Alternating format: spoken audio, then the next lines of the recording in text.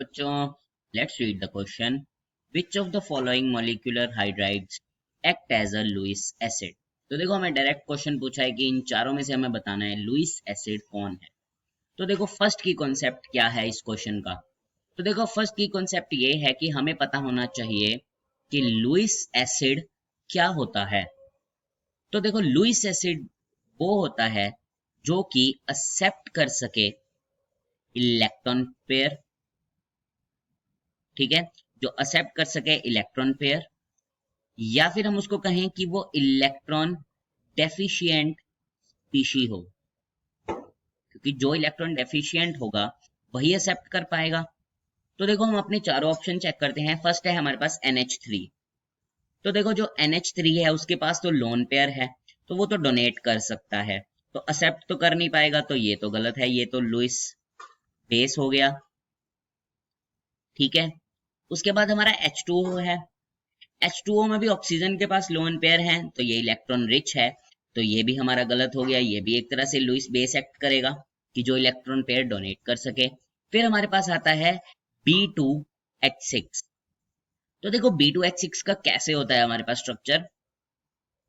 Boron hydrogen hydrogen, यहाँ पे भी बोरोन हाइड्रोजन और हाइड्रोजन, और यहाँ पे हमें मिलते हैं बनाना बॉन्ड्स। बनाना बॉन्ड्स का मतलब क्या होता है, यहाँ पे जो हाइड्रोजन होगा वो अपने एक इलेक्ट्रॉन से यहाँ बॉन्ड बनाएगा, और जो बोरोन का एक इलेक्ट्रॉन बचा है वो यहाँ बॉन्ड बनाएगा।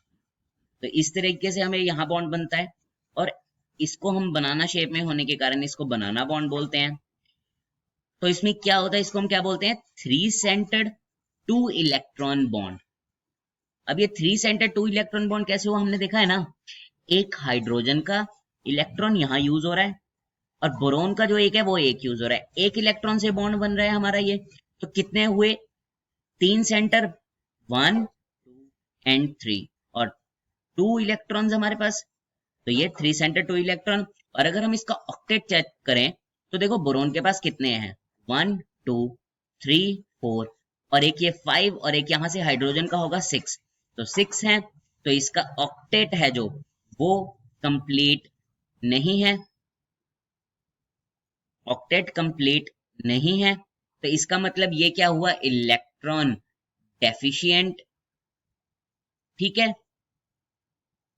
तो इलेक्ट्रॉन डेफिशिएंट होने के कारण हमारे को क्या मिला, ये एक तरह से लुईस एसिड, क्योंकि ये एक्सेप्ट कर पाएगा, ठीक है। और अगर हम अपना चौथा ऑप्शन चेक करें, अब देखो चौथा ऑप्शन क्या दिया है, CH4BF3, जो कि एक तरह से गलत है, क्योंकि देखो जो कार्बन है उसके पास हमारे चार बॉन्ड ही बना सकता है वो।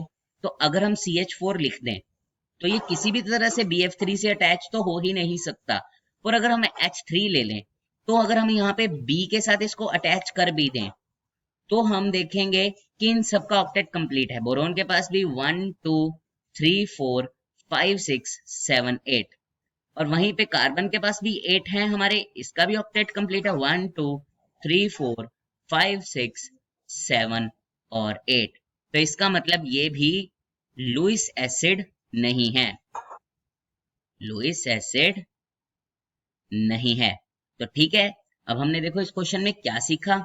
हमने पहले तो सीखा कि हमारा लुईस एसिड होता क्या है, जो एक्सेप्ट कर सके इलेक्ट्रॉन पेयर, या हम उसको कहें इलेक्ट्रॉन डेफिशिएंट स्पीशीज। तो देखो NH3 के पास लोन पेयर है, तो ये नहीं है। इसमें ऑक्सीजन के पास लोन पेयर है, और यहाँ पे हमारे पास कार्बन और बोरोन दोनों का जो ऑक्टेट कंप्लीट है, तो ये इलेक्ट्रॉन डेफिशिएंट नहीं है। लेकिन जो B2H6 है उसमें बनाना बॉन्ड है, इलेक्ट्रॉन डेफिशिएंसी है, इसके कारण वो as a Lewis acid act करता है। तो हमारा B2H6 option number third answer होता है हमारा। I hope you understand it well. Best of luck.